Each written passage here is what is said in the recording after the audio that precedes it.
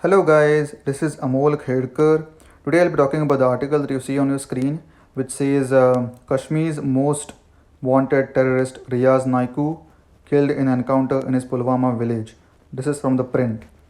Before we get started, please don't forget to subscribe to my channel as I upload these kind of interesting and fascinating news, and my take on all of these news articles on a daily basis.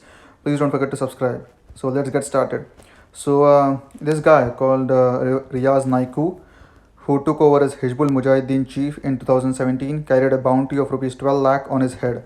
Okay, so yeah, I consider this as a really big win for the Indian army. Okay, and to be honest with you, I have really supported Indian Army for a long time now, and the plight of Kashmiri Pandits that is renowned all over the world now. Okay, there are many organizations that have come out with support for Kashmiri Pandits. Okay, Kashmiri Pandits were literally wiped out of existence in Kashmir. Okay, and their homes were raided, the women were raped, their houses were plundered, and they had to leave Kashmir and settle in other parts of India. Okay, so this is really something that Indian government really has to do pretty soon, and I really commend government of India and Indian military that they have carried out an operation like this. And to be honest with you, I really think that even Pakistan occupied Kashmir, POK, should be a part of India, and even Aksai Chin, okay, the part that China has taken to its country, even that should be a part of India. So I really commend the Modi government for doing something like this. And to be honest with you, we should really try to rally behind having a complete united Kashmir. Okay, I want to see the map of India with a wholly united Kashmir, and I don't want to see the like the UN sanctioned map of India, which does not include Pakistan occupied Kashmir, the POK, and Aksai Chin. So if you look at the map of India that is on United Nations website, it does not include POK and Aksai Chin. Okay, those two parts are wiped out, but that is like the crown of India. And I think Indian government should really just try to get back both these parts, and even Arunachal Pradesh. Okay, Arunachal Pradesh also is a disputed region. Like if you look at the United Nations map, Arunachal Pradesh is highlighted by dotted line. Okay, because it's not part of India and it's not part of China as well, because it's a disputed region as per the United Nations, because China has laid claim to Arunachal Pradesh. That's why I think even India should flex its muscle over there as well, and make sure that Arunachal Pradesh is also a part of India. So I really want to see the Indian government now trying to stand its ground and make sure that no other country will be able to take advantage of India henceforth. Okay, so I'm really glad that something like this has happened. I'll just read a few more things over here. In a massive success for India's security forces, Kashmir's most wanted terrorist Riyaz Naikoo, operational commander of terror group Hizbul Mujahideen, was killed in an operation Wednesday in the valley's Pulwama district. Sources in the security establishment confirmed Naikoo's killing. The encounter came nearly 2 days after the forces launched a cordon and search operation Monday in Bekpora, the Pulwama village where Naikoo belonged to, based on credible inputs. Naikoo was an A++ category terrorist, okay, which is the highest among the four, carrying rupees 12 lakh bounty on his head, topped the Ministry of Home Affairs list of most wanted terrorists in Kashmir last year. He had also figured in a hit list prepared by the security forces in 2018.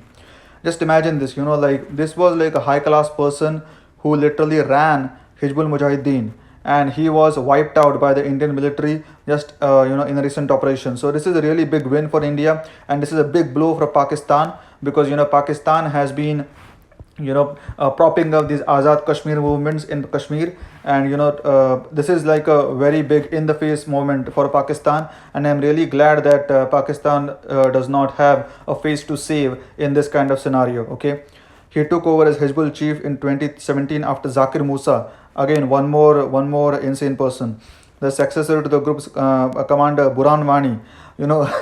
I remember all these names, which are literally just very bad people that have damaged India and its reputation over the entire world. And what I think is that this is also a very good in the face moment for all the pseudo liberals and the limousine liberals that just want to go around the entire world and tell that India is doing human rights violations. Okay, there are many people like Arundhati Roy. Okay, I have made a video about that lady to condemn her for her actions. Okay, so I really want to say this out loud, that all these pseudo liberals, fake liberals, and limousine liberals, that's what I call them. Okay, they themselves just want to roam in limousines, but they will preach about human rights, they will preach about humanity, they will preach about all the other things, right? And but they will not themselves do anything. So all these pseudo liberals really should introspect and try to understand who they really are. Okay, if they are living in India, they really should understand that India is a country which has never attacked anybody. But if you come at India and if you try to take our land, we are going to retaliate, and we are going to retaliate very fast and very soon and very violently. Okay, so this is a good thing. I really want to congratulate the Indian government, and that's why I'm making this video, because I really want to make sure that Indian government does these kind of operations many more times to make sure that all these so-called terrorists are on, like, actual terrorists, not even so-called, or actual terrorists are just wiped out of the face of Kashmir. Okay, so this guy again had connections with Al Qaeda.